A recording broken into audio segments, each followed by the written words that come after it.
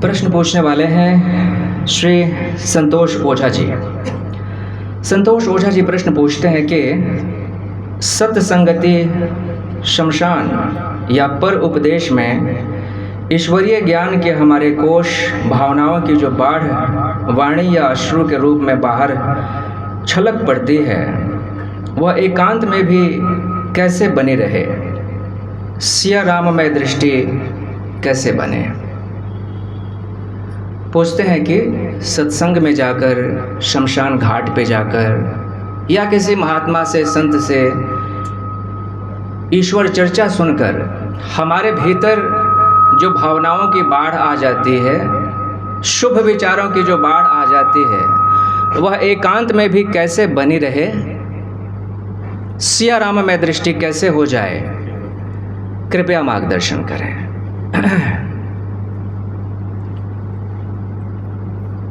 दुनिया के सभी धर्म एक बात पर सहमत होते हैं। वो बात है कि मनुष्य पहले बहुत अच्छा था, उन्नत था,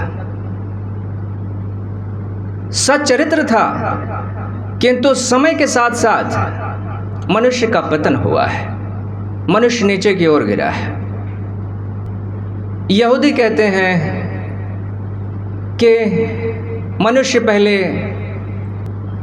स्वर्ग में था, स्वर्ग से शापित हुआ, उसने कुछ भूलें की जिसके दंड स्वरूप उसको ईश्वर ने उठा के फेंक दिया संसार में, दुख भोगने के लिए, कष्ट भोगने के लिए। कुछ इसी तरह की दृष्टि हिंदुओं की भी है। हिंदू कहते हैं कि मनुष्य पहले जिस युग में जीता था वो सतयुग था, वो सबसे सुंदर युग था, वो सबसे सुंदर काल था। सतयुग जो समय था, उस समय मनुष्य प्रकृति के इतने निकट होकर जीता था कि मृत्यु मनुष्य को जबरदस्ती पकड़ के नहीं ले जाती थी। मनुष्य अपनी मर्जी से मरता था, जब मरना चाहे तब मरता था। यमराज उसे जबरदस्ती घसीट के नहीं ले जाता था,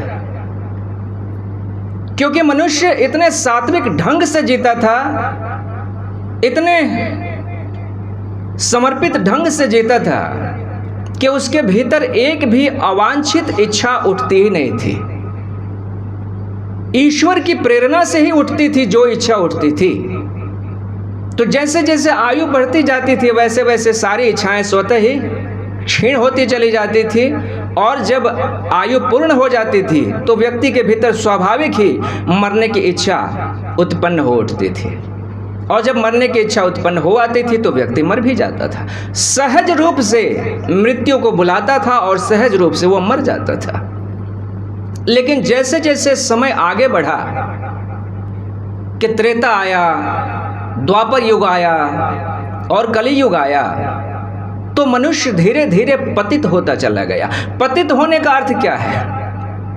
पतित होने का अर्थ है कि वो सृष्टि के प्रारंभ में, अर्थात सतयुग में, प्रकृति के साथ, ईश्वर के साथ मनुष्य का जो साहचर्य था, जो निकटता थी, वो निकटता खोती चली गई। वो जो संबंध हुआ करता था आत्मा और परमात्मा का, वो संबंध कमजोर पड़ता चला गया। समय के साथ साथ मनुष्य उसकी भाषा सुनना भूलता चला गया। मनुष्य सिर्फ अपने मन की सुनने लगा, अपनी वासनाओं की सुनने लगा, अपने शरीर की सुनने लगा, सिर्फ अपने अहंकार की सुनने लगा। ईश्वर को सुनना वो धीरे धीरे भूलता चला गया। जितना ही अधिक वो ईश्वर को भूलता चला गया, उतना ही अधिक वो इंद्रियों का गुलाम होता चला गया। जिह्वा का गुलाम हो गया, आंखों का गुलाम हो गया, कानों का गुलाम हो गया। बाहर जो दृश्य परिदृश्य दिखाई दे रहे हैं, उन सब का वो गुलाम हो गया। और जितना ही अधिक गुलामी मजबूत होती चली गई, उतना ही अधिक उसका विस्मरण गहरा होता चला गया, उतना ही अधिक वो और ईश्वर को भूलता चला गया। जीवन के परम सत्य को करीब करीब मनुष्य भूल चुका है उस युग में जिसे हम कलयुग कहते हैं। पूछते हैं संतोष ओझा जी कि जब सत संगति में जाते हैं तब उसकी याद आती है, जब शमशान जाते हैं तब उसकी याद आती है, लेकिन जैसे ही वहां से हम वापस हो लेते हैं याद भूल जाती है। जैसे ही शमशान से लौटे वैसे ही हम भूल जाते हैं कि हम भी किसी दिन मरेंगे। वैसे ही ये भूल जाते हैं कि ये जो जीवन मिला है इसके साथ एक एक्सपायरी डेट भी लगी हुई है, भूल जाते हैं। जितनी देर सत्संग में बैठे हैं उतनी देर तक तो भाव बड़े निर्मल रहते हैं कि जीवन में परमात्मा से ऊंची कोई बात नहीं है, कि जीवन में सत्य से ऊंची कोई बात नहीं है। लेकिन जैसे ही सत्संग से बाहर निकले संसार का प्रभाव इस तरह से घेर लेता है कि मनुष्य बिल्कुल भूल भाल जाता है जो बात सीखा है सत्संग में उसने।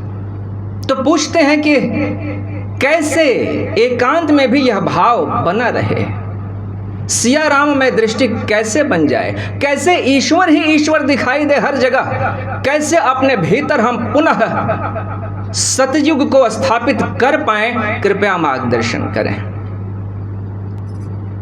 बहुत लंबी यात्रा है मनुष्य के पतन की, इतनी लंबी यात्रा है कि इस यात्रा में मनुष्य अपने प्रारंभिक स्वरूप को बिल्कुल भूल ही गया है। सच्ची घटना है, जब फ्रांस में क्रांति हुई तो वहां पे एक जेल हुआ करता था। जैसे भारत में तिहाड़ जेल है सबसे बड़ा जेल, वैसे ही फ्रांस का जो सबसे बड़ा जेल था उसमें हजारों की संख्या में कैदी बंद थे और तानाशाह शासकों ने उन कैदियों को वर्षों से बंद करके रखा था। कुछ कैदी तो ऐसे थे जो 50 वर्षों से 60 वर्षों थे उस जेल में बंद थे। उन्होंने उजाला देखा ही नहीं था, उस जेल में कोई खिड़की नहीं हुआ करती थी, उन्होंने आकाश देखा नहीं था कई वर्षों से। तो जेल की दीवारों की उनको ऐसी आदत लग गई थी कि उन्होंने अब आज़ाद होने की बात छोड़ ही दी थी। भूल भाल गए थे कि बाहर भी एक दुनिया होती है, कि स्वतंत्रता नाम की कोई चीज़ भी होती है, कि खुली हवा में भी सांस लेने वाले लोग होते हैं, वो भूल गए थे। तो जब क्रांति हुई और क्रांतिकारियों ने वहाँ के तानाशाह शासकों को उखाड़ फेंका तो जेल पे हमला किया गया कि इस जेल में जितने कैदी बंद हैं सबको आज़ाद करवाया जाए, सबको मुक्ति दी जाए, क्योंकि फ्रांस अब आज़ाद हो गया है, तानाशाह शासन से आज़ाद हो गया है। क्रांतिकारियों ने जेल की दीवारें लांघकर उन सारे कैदियों को आज़ाद किया, उनकी जंजीरें खोल दी गई, जेल के दरवाजे खोल दिए गए, निकलो आज़ाद हो तुम लोग। धक्के मार मार के उनको बाहर निकाला गया। जैसे ही वो सारे कैदी, हजारों कैदी बाहर आए और बाहर उन्होंने सूरज देखा और आकाश देखा, वो घबरा गए, वो डर गए। उन्होंने कहा कि हम इस दुनिया में नहीं जी सकते, हमें वापस जाना है, हमें वापस जेल में भेजो, हम जी नहीं पाएंगे इस दुनिया में। ये सूरज हमें डराता है, ये खुला आसमान हमें डराता है, हमें सरहदों की आदत हो गई है, हमें जंजीरों की आदत हो गई है, उनके बिना हम जी ना पाएंगे। और कहते हैं कि वापस उन्हें फिर से जेल भेजना पड़ा। जीना उनके लिए मुश्किल हो गया था स्वतंत्रता में, क्योंकि स्वतंत्रता का स्वाद ही वो भूल चुके थे। गुलामी की ऐसी आदत पड़ गई थी कि आज़ादी क्या होती है वो बिल्कुल ही भूल गए थे। तो मनुष्य इस तरह से संसार में और इस तरह से इंद्रियों की गुलामी में खो गया है कि सत्य का गहरा विस्मरण हो गया है, सत्य बिल्कुल भूल गया है। सत्य जैसी कोई चीज होती है, ईश्वर जैसा कोई विधाता बैठा है आसमान में, मनुष्य ये बात स्वीकार करता हुआ दिखाई नहीं देता है। आज का मनुष्य यदि उसके जीवन शैली को आप ठीक ठीक देखेंगे तो आप पाएंगे कि मनुष्य बाहर से तो जरूर मंदिर मस्जिद जाता है, लेकिन भीतर भीतर से वो बड़े गहन रूप से नास्तिक है।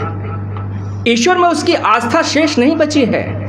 यदि ईश्वर में आस्था शेष बची होती तो मनुष्य इस तरह से इच्छाओं के पीछे और वासनाओं के पीछे पागल होकर नहीं दौड़ता।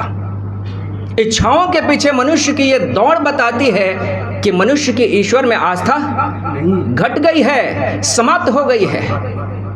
पुराने लोग जब जाते थे मरघटों में तो जब तक लाश जल न जाए, जब तक राख बुझ न जाए, जब तक सब कुछ समाप्त न हो जाए, तब तक वहां से वो हिलते नहीं थे। कारण कारण कि मृत्यु को बड़ी निकटता से वो देखना चाहते थे। वहां बैठ के मनन करते थे, चिंतन करते थे कि जो गति सामने वाले की हुई है वो गति एक दिन मेरी भी होनी है। उस सत्य को अपने भीतर उतारते थे, पीते थे उसको। लेकिन आज आप देखते हैं कि आदमी जाता है शमशान में जरा सी औपचारिकता पूरी करने के लिए कि हम आए थे, ये दिखा देना है उनको, और फिर वहां से चुपके से निकल लेते हैं। कहने को तो ये बात है कि हम बहुत व्यस्त हो गए हैं, नहीं, ये बात नहीं है। ये व्यस्तता नहीं है जो आपको शमशान से खींच के ले आती है आनन फानन में, ये बात कुछ और है। ये बात ये है कि सत्य को आप अनदेखा करना चाहते हैं। ये बात ये है कि मृत्यु को आप झूठा साबित कर देना चाहते हैं। मृत्यु से आप मुंह मोड़ के निकल जाना चाहते हैं। मृत्यु को देखकर आपको डर लगता है, इसलिए आप चुपके से वहां से निकल जाना चाहते हैं। ये अभ्यास जो है मृत्यु को झुठला देने का, सत्य को झुठला देने का इतना गहरा हो गया है कि जब तक आपको ईश्वर किसी गहरे हादसे के द्वारा चोट नहीं करता तब तक आपको उसकी याद ही नहीं आती। जब तक कोई आपका अपना न मर जाए, जब तक आपको कोई गंभीर बीमारी ना हो जाए, जब तक आपका बच्चा बीमार ना हो जाए, पत्नी बीमार ना हो जाए, जब तक माता पिता ना मर जाएं, जब तक कोई मर ना जाए, तब तक आपको याद ही नहीं आती परमात्मा की। तब तक आप खोए हैं अपने में ही, तब तक आप मगन हैं। दुनिया के सभी देशों में एक चीज देखी जाती है कि आदमी मृत्यु की चर्चा करने से बचना चाहता है। मृत्यु एक टैबू है। टैबू यानी एक ऐसा विषय जिसके बारे में बात नहीं की जा सकती। किसी भी व्यक्ति को आप देखिए, बात करने का ढंग क्या होता है।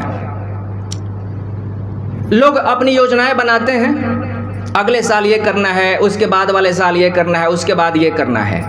लेकिन कभी उनकी योजनाओं में आपने देखा है कि मरने की योजना शामिल हो कि कब मर जाना है? नहीं, कब मर जाना है ये उनकी योजना में है ही नहीं। इसका मतलब वो मरने पे विचार ही नहीं कर रहे हैं। इसका मतलब वो कहीं ना कहीं भीतर मान के चल रहे हैं कि मैं तो नहीं मरने वाला, मैं कैसे मर सकता हूं? दूसरे मरते हैं, दूसरे मरते होंगे, दूसरे मर जाएंगे, मैं नहीं मरूंगा। अगर मरने का ख्याल होता तो आदमी इतनी लंबी चौड़ी अपनी इच्छाओं की फहरिस्त नहीं बनाता, और यदि बनाता भी तो उन योजनाओं में सबसे ऊपर जो चीज लिखता वो ये लिखता कि ये सारी योजनाएं तो ठीक हैं, लेकिन इन सारी योजनाओं में जो एक योजना है जिस पे मेरा वश नहीं है, और वो है कि मैं कभी भी मर सकता हूं, मैं कल भी मर सकता हूं, मैं आज रात भी मर सकता हूं। गांधी कहते थे कि पढ़ो ऐसे जैसे तुम्हें सदियों जीना है, ऐसे पढ़ो, पढ़ो ऐसे जैसे तुम्हें सदियों जीना है, और जियो ऐसे जैसे कि कल ही दुनिया से चले जाना है। जब पढ़ने की बात आए तो तुम्हारे भीतर एक ऐसे ललक होनी चाहिए कि मुझे दुनिया का सारा ज्ञान मिल जाए, दुनिया का सारा ज्ञान बटोर लूं। और जब बात जीने की आए, जब तुम जी रहे हो, जब लोगों से मिल रहे हो, जब किसी भूखे को भोजन खिला रहे हो, जब किसी से गले मिल रहे हो, जब किसी अतिथि का सत्कार कर रहे हो, तो इस तरह से करो जैसे कि कल ही दुनिया से मैं चले जाने वाला हूं। लोगों से मिलने जुलने में हम ईमानदारी नहीं बरतते हैं। घर पे अतिथि आ गए हैं, ऊपर ऊपर से तो हम दिखावा करते हैं कि आहा हा आप आए, बड़ा अच्छा लगा, अहो भाग्य, स्वागतम सुस्वागतम, लेकिन भीतर ही भीतर मन में कुछ और चल रहा होता है कि देखो आ गए पता नहीं कहाँ से, समय खराब कर दिया, कहीं और जाना था, ऑफिस के लिए लेट हो गए, दुकान के लिए लेट हो गए, है ना। ये भी साथ साथ चलता रहता है। तो ये जो बात है वो बात बताती है कि आपके भीतर जीवन के प्रति स्पष्टता नहीं है। जीवन का जो परम सत्य है वो मृत्यु है। मृत्यु से बड़ा सत्य और कुछ भी नहीं है।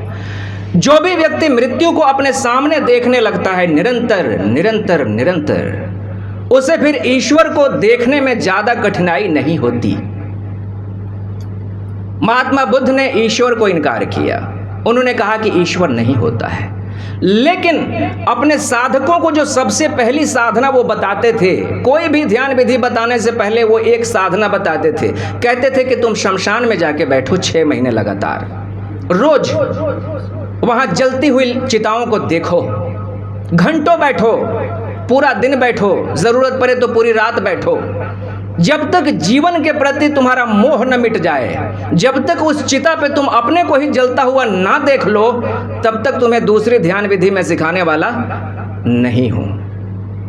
मृत्यु जब तक आपको अपनी आंखों के सामने न दिखाई देने लगे, जब तक ऐसा ना लगने लगे आपको कि आज तो जी रहा हूं लेकिन कल का कोई भरोसा नहीं है, जिस दिन ऐसा आपको लगने लगेगा ना, उस दिन आपकी दृष्टि में एक बड़ा क्रांतिकारी परिवर्तन आ जाएगा। उस दिन ईश्वर को खोजने के लिए आपको कहीं नहीं जाना पड़ेगा, न मंदिर, न मस्जिद, न गिरजा, न गुरुद्वारे, कहीं नहीं। उस दिन आपकी दृष्टि ऐसे हो जाएगी कि सामने कोई व्यक्ति आएगा और उसे देख के आपको लगेगा कि ईश्वर आ रहा है।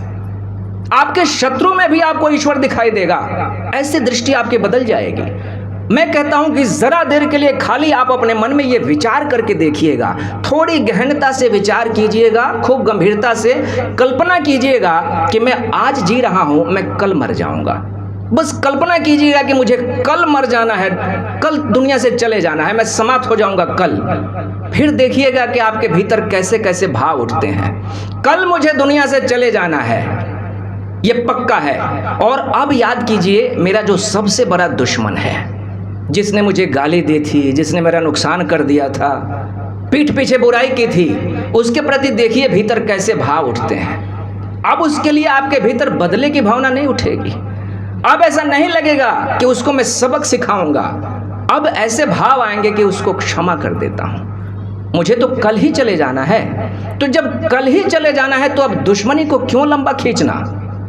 नहीं खींचना है इस दुश्मनी को, क्योंकि कल ही चले जाना है। जब कल ही चले जाना है तो आज रिश्वत क्या लेना, ठुकरा दो इसको। जब कल ही चले जाना है तो आज झूठ क्यों बोलना? जब कल ही चले जाना है तो आज क्यों पत्नी के ऊपर क्रोध दिखाना, क्यों पति के ऊपर क्रोध दिखाना? आज प्रेम कर लेते हैं। जैसे ही मृत्यु सामने दिखाई देगी, आप पाएंगे कि आपके भीतर सिर्फ मृदु भाव उठेंगे, सिर्फ कोमल भाव उठेंगे, सिर्फ प्रेम के भाव उठेंगे। कठोर भाव तब उठते हैं जब आप मान के चलते हैं कि आप बहुत लंबा जीने वाले हैं। सारी बेवकूफियां आपके भीतर तभी पैदा होती हैं जब यह भाव आता है कि मैं तो अभी बहुत जीने वाला हूं।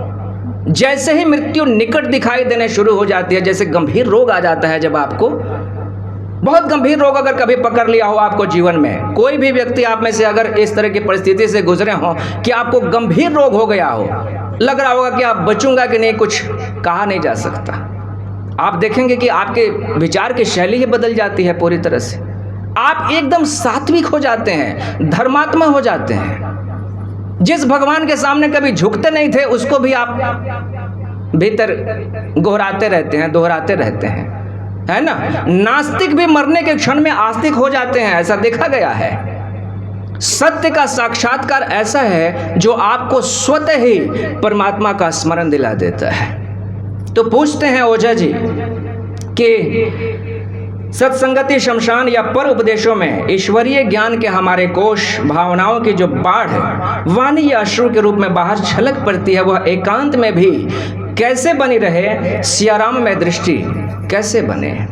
अभ्यास की जरूरत है। शमशान में जाके वो जो कड़वा सच सामने दिखा है ना, उसको अपने भीतर दोहराना है, बार बार दोहराना है। भोजन करते हुए भी दोहराना है, सोते हुए भी दोहराना है, जागते हुए भी दोहराना है, कुछ भी करते हुए दोहराना है कि मैं एक दिन समाप्त हो सकता हूं, मैं एक दिन मर जाऊंगा। जैसे मेरे दादा मर गए, परदादा मर गए, जैसे मेरे पड़ोसी मर गए, देखते देखते न जाने कितने लोग चले गए। उसको स्मरण कीजिए, याद कीजिए कि कैसे चिता पे घास की तरह जल के शरीर राख हो गया। कुछ ही घंटे पहले की बात है, वो व्यक्ति हंसता था, बोलता था, क्रोध करता था, प्रेम करता था, बदले की भावना रखता था, दुकान जाता था, मकान बनाने की योजनाएं थी उसकी, और अब न वो व्यक्ति है और ना ही उसकी योजनाएं हैं। तो ये जब दूसरे व्यक्ति के साथ हो सकता है तो मेरे साथ भी तो हो ही सकता है ना, किसी के साथ भी हो सकता है। इस बात का स्मरण करना है, इसका अभ्यास करना है, मृत्यु का स्मरण करना है निरंतर। मृत्यु का स्मरण जब आप निरंतर करने लगेंगे तो आपको ईश्वर का स्मरण अलग से करने की जरूरत नहीं रह जाएगी। शिव महादेव कहे जाते हैं। शिव की एक विशेषता है, ध्यान रखिएगा। कहते हैं कि शिव का डेरा जो है वो शमशान है। जब भी कोई मरता है तो कहानी कहती है कि शिव मरघट में नाचते हैं, तांडव करते हैं, खुश होते हैं शिव कि आ गया एक और मेरी मंडली में शामिल होने के लिए। खुश होते हैं शिव, मृत्यु के देवता हैं, है ना। और शिव का एक प्रतीक है कि शिव अपने शरीर में राख लपेटते हैं, विभूति यानी राख, चिता की राख, विभूति कहते हैं उसको। चिता की राख लपेटते हैं शिव अपने शरीर में। यह प्रतीक क्या है? यह प्रतीक बड़ा गहरा है। जब सब कुछ जल के समाप्त हो जाता है तो राख बचती है। नाम जल गया, रूप जल गया, पद जल गया, चेहरा जल गया, सुंदरता, कुरूपता, जो कुछ भी था सब जल के राख हो गया। तो संसार में कोई भी चीज जब जल जाती है तो जलने के बाद जो अंतिम सत्य बचता है वो क्या है? राख है। अंतिम सत्य राख है। ठीक इसी तरह से जब आप जल जाएंगे, जब आप मिट जाएंगे तो आपके पीछे जो आपका अस्तित्व बचेगा, शुद्ध अस्तित्व, उसको आत्मा कहा गया है। आत्मा नहीं जलती, शरीर जल जाता है, नाम रूप उपाधियां सब जल जाएंगी, मन भी जल जाएगा, मन के सारे संस्कार जल जाएंगे, आत्मा शेष रह जाएगी। तो संसार में जो अंतिम सत्य है वो राख है और अस्तित्व में जो अंतिम सत्य है वो आपकी आत्मा है। तो राख आत्मा का सूचक है, राख आत्मा का संकेत है। इसलिए शिव अपने शरीर में राख लगाते हैं, विभूति लगाते हैं, ताकि जब शिव को देखें तो आपको याद आए कि मैं भी एक दिन जल के राख हो जाऊंगा। ठीक है कि राख हो जाऊंगा, लेकिन राख होने के बाद भी मेरे भीतर कुछ है जो कि बचा रह जाएगा। मेरे भीतर का जो शिव है वो बचा हुआ रह जाएगा, वो जलने वाला नहीं है, वो कभी नहीं जल सकता। तो उसका स्मरण करना है जो मेरे भीतर कभी जलता नहीं है। मेरे भीतर की जो आत्मा है, मेरे भीतर का जो सत्य है, मेरे भीतर का जो चिरंजीवी है, उसको स्मरण करके जीना है। अपने को शरीर मान के नहीं जीना है, अपने को मन और वासनाएं मान के नहीं जीना है। चूंकि आप अपने आप को आत्मा के रूप में कभी स्मरण ही नहीं करते, इसलिए आपके मन को, आपके शरीर को हजारों इच्छाएं, हजारों वासनाएं रात दिन पकड़ती हैं और घसीट के संसार में ले जाती हैं। जैसे जैसे आप मृत्यु का स्मरण करेंगे वैसे वैसे आपके भीतर आत्मा का स्मरण भी स्वतः बढ़ने लग जाएगा। क्योंकि मृत्यु का एहसास जैसे जैसे आपके भीतर गहरा होगा, आप पाएंगे कि चिता पे कौन जलेगा? शरीर जलेगा। क्या मैं जल जाऊंगा? मैं नहीं जलूंगा।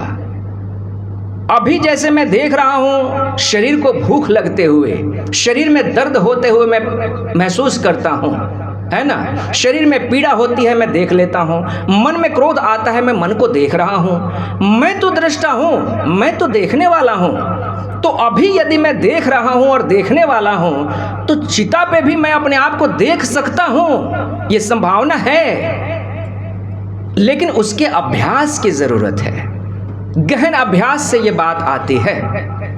अभी जब आप ध्यान में बैठते हैं कि मैं जरा मन को देखूं, तो थोड़ी देर के लिए आप साक्षी हो पाते हैं, थोड़ी देर के लिए आप अपने भीतर आत्मा हो पाते हैं, चेतना हो पाते हैं। उसके बाद फिर से आप शरीर हो जाते हैं, फिर से मन हो जाते हैं, फिर से किसी ने कुछ कह दिया और तुरंत आप आत्मा के तल से नीचे उतर के मन के तल पे आ जाते हैं कि अब ईंट का जवाब पत्थर से देना है। आ गए आप नीचे, गिर गए, है ना। नीचे सरक जाते हैं आप, बार बार नीचे नहीं सरकना है। एक बार अगर जान लिया आपने को कि मैं दृष्टा हूं, मैं साक्षी हूं, तो हर परिस्थिति में दृष्टा रहना है, हर परिस्थिति में साक्षी रहना है। अगर सामने वाला गाली भी दे रहा है, दृष्टा होकर देखिए। शरीर को गाली दी जा रही है, मुझे जो नाम मिला है, इस शरीर का जो नाम है, उस नाम को गाली दी जा रही है। मैं भीतर बैठा साक्षी हूं, दृष्टा हूं, मुझे गाली कहां छूती है? मेरा तो कोई नाम ही नहीं है तो मुझे गाली कैसे दी जा सकती है? नहीं दी जा सकती है। कभी अभ्यास करके देखिएगा, बड़ा आसान आपको अवसर मिलता है। प्रतिदिन घर में आपको अवसर मिल जाते हैं। सुबह से शाम तक एक घड़ी तो ऐसी होती है जब पत्नी क्रोध करती है, जुझला जाती है। बिल्कुल मनुष्य है, काम करते करते थक जाती है, परेशान हो जाती है, और जब उसको सराहना के 2 शब्द नहीं मिलते तो झुंझला ही जाएगी। तो जब कभी वो झुंझलाए तो जरा साक्षी भाव से दिएगा, साक्षी होकर देखिएगा, है ना। प्रकट मत कीजिएगा, प्रकट कर देंगे तो फिर प्रहार और तेज हो सकता है। साक्षी होकर देखिएगा कि कभी पति ने क्रोध किया, साक्षी होकर आप देखें भीतर कैसा लगता है। आप पाएंगे कि सारा प्रवाह बिल्कुल आपके ऊपर से निकल गया। जो भी शब्द आए, जो भी भावनाएं आ रही हैं सामने से, वो आपको नहीं छू रही हैं। कान से भीतर तो जा रही हैं लेकिन वो आपको नहीं छू रही हैं, क्योंकि वो भावनाएं, वो बातें, वो शब्द जिसको छूते थे वो आपका मन है, उस मन में बैठे संस्कार हैं। लेकिन अपने को आपने मन से बिल्कुल अलग ही कर लिया है। आप देख रहे हैं कि क्या हो रहा है मन में, सामने वाला उल्टा सीधा बोल रहा है और मैं देखूं जरा मेरे भीतर क्या उठ रहा है। आप 3rd पर्सन हो गए हैं, आप 2nd पर्सन नहीं रहे हैं, है ना। इसलिए आप पाएंगे कि वहां पे आप एकदम निर्लिप्त हो गए, बातें आपको छू ही नहीं पा रही हैं। ये बिल्कुल चमत्कारिक अनुभव होगा आपके लिए। तो ये अभ्यास जैसे जैसे अपने भीतर आप गहरा करेंगे, वैसे वैसे आप पाएंगे कि आप शरीर नहीं है, मन नहीं है। तो मृत्यु आएगी जरूर, लेकिन वो आपको नहीं मार सकती, वो आपके शरीर को मारेगी, आपके मन को मारेगी, लेकिन आपको मार देने की क्षमता मृत्यु में नहीं है। इसीलिए तो हम शिव को मृत्यु का देवता कहते हैं, क्योंकि उन्होंने मृत्यु को जीत लिया है। जो भी मरने वाला है, मिटने वाला है, उसके पार वो निकल गए हैं। तो एकांत में भी ईश्वर के प्रति जो सुंदर भाव है वो कैसे बना रहे, सिया राम में दृष्टि कैसे बने, अभ्यास की ज़रूरत है। जो बात यहाँ पे आपने सीखी है उसका स्मरण करते रहिए निरंतर। ऐसा नहीं कि आज रात गए, सो गए और फिर कल उसको भुला दिया, ऐसा नहीं। अब शनिवार आएगा तो फिर याद करेंगे, ऐसा भी नहीं है कि शमशान से लौटे और फिर भुला दिया, ऐसा नहीं है। एक मृत्यु ने, बुद्ध ने एक व्यक्ति को मरते हुए देखा था और पूरा जीवन बदल गया उनका। राजकुमार थे, जाते थे रथ पे सवार होकर किसी समारोह में भाग लेने, और रास्ते में कुछ दृश्य दिखाई दे गए। उन दृश्यों में एक दृश्य एक मरे हुए व्यक्ति का भी था। लोग उसे अर्थी पे टांग के लिए जा रहे हैं शमशान। तो बुद्ध ने पूछा है अपने सारथी से कि ये क्या है, लोग इस व्यक्ति को क्यों टांग के लिए जा रहे हैं, कहाँ ले जा रहे हैं? सारथी ने कहा कि युवराज वो व्यक्ति मर गया है। बुद्ध ने कहा कि मर गया है, इसका क्या मतलब है? उसने कहा मर गया इसका मतलब यह है कि अब वो बोल ना सकेगा, अब वो खड़ा ना हो सकेगा, चल ना सकेगा, वो समाप्त हो गया, अब उसको जला दिया जाएगा। बुद्ध ने कहा कि रथ रोको, क्या मैं भी मर जाऊंगा? सारथी ने कहा कि मुझे कहते हुए तो बहुत पीड़ा हो रही है, क्योंकि आप जवान हैं, मैं बूढ़ा हूं। कैसे अपने मुंह से ये बात कहूं, लेकिन सच यही है कि आप भी एक दिन मर जाएंगे। बुद्ध ने कहा कि रथ वापस मोड़ो, अब किसी समारोह में नहीं जाना। जब मर ही जाना है तो क्या जाना किसी समारोह में और किसी जलसे में, क्या उत्सव मनाना। जब मर जाना है तो मरने के बाद क्या बचेगा, उसकी तलाश करना ही अब एक अंतिम काम रह जाता है मेरे लिए। इस एक घटना ने बुद्ध के जीवन को बदल के रख दिया। एक व्यक्ति को मरते हुए देखा बुद्ध ने और पूरी दृष्टि बदल गई। हमने न जाने कितने लोगों को मरते हुए देखा होगा अभी तक, लेकिन हमारे भीतर तो कुछ नहीं बदला। वही ढंग है दुकानदारी का, वही ढंग है दफ्तर का, वही चुगली की आदतें हैं, वही राजनीति में लिप्त रहने की हमारी पुरानी मंशा है। कुछ नहीं बदलता, नहीं बदलता। उसका कारण ये है कि सत्य हमें जब जब छूता है उस अनुभूति को हम दोहराते नहीं हैं, उसका स्मरण नहीं करते हैं, हम उसको झाड़ देते हैं, भुलाने की कोशिश करते हैं। भुलाइए मत। जहाँ कहीं भी सत्य आपको छूता है उसको अपने भीतर उतर जाने दीजिए, उसको बार बार दोहराइए। यही एक ढंग है, यही एक तरीका है अपने भीतर सत्य को सनातन कर देने का। यही एक तरीका है अपने भीतर ईश्वर को सब में देखने का यही एक तरीका है पूरी सृष्टि को सिया राम में देखने का।